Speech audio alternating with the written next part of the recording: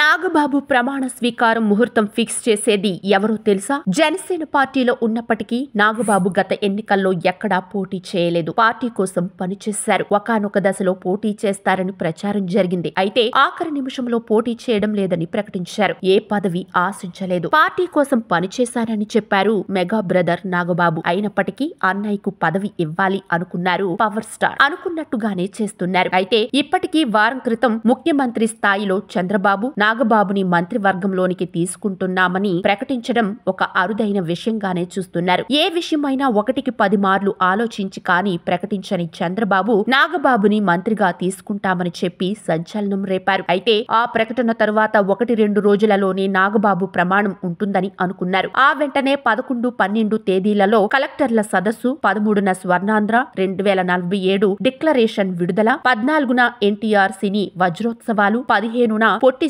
శ్రీరాములు వర్ధంతి, ఇలా వరుసబెట్టి Chandrababu Pawan full busy అయిపోయారు. ఇప్పుడు ఈ ఇద్దరు నేతలు కలిసి నాగబాబు ప్రమాణం ఎప్పుడు ఏమిటి అన్నది చర్చించారని సమాచారం. ఈ ఇద్దరు నేతల భేటీలో నాగబాబుని మంత్రిగా తీసుకోవడంతో పాటు ఆయనకు ఏ శాఖలు ఇవ్వాలన్నది కూడా ప్రస్తావనకు వచ్చినట్లుగా తెలుస్తోంది. నాగబాబుని మంత్రిగా ముందు చేసి మరో 4 నెలల్లో ఖాళీ అయ్యే ఎమ్మెల్సీలలో ఒకదానికి ఎంపిక చేసి పెద్దల సభలోకి తీసుకుంటారు అని అంటున్నారు. రాజ్యాంగం ప్రకారం 6 నెలల వ్యవధి లోపల 2 సభలలో ఏదో ఒకదానికి నాగబాబు సభ్యుడు కావాలి. అయితే ఆయన మంత్రిగా ఇప్పుడు ప్రమాణం చేసి ఆ నిర్దిష్ట కాలం లోపల చట్టసభలకు ఎన్నిక కావచ్చు. దానివల్ల నాగబాబు మంత్రి అయ్యేందుకు ఎలాంటి ఇబ్బందులు అయితే లేవు అని అంటున్నారు. నాగబాబుని ఎప్పుడు మంత్రిగా ప్రమాణం చేయించాలి, ఆ ముహూర్తం ఏమిటి అన్నది మాత్రం చంద్రబాబు పవన్ కే వదిలిపెట్టినట్లుగా తెలుస్తోంది. ప్రస్తుతం మార్గశిర మాసం సాగుతోంది. మంచి రోజులు అన్నీ ఉన్నాయి. మరో 15 రోజులలో పుష్యమాసం ప్రవేశిస్తోంది. అది పూర్తిగా శూన్యమాసం. మళ్లీ ఫిబ్రవరి దాకా మంచి ముహూర్తాలు అయితే లేవని అంటున్నారు. అందువల్ల నాగబాబు మంత్రిగా ప్రమాణం చేసేది డిసెంబర్లోనే అని అంటున్నారు. మరి త్వరలోనే నాగబాబు మంత్రిగా ప్రమాణం చేసేందుకు ముహూర్తం ఫిక్స్ చేస్తారని టాక్.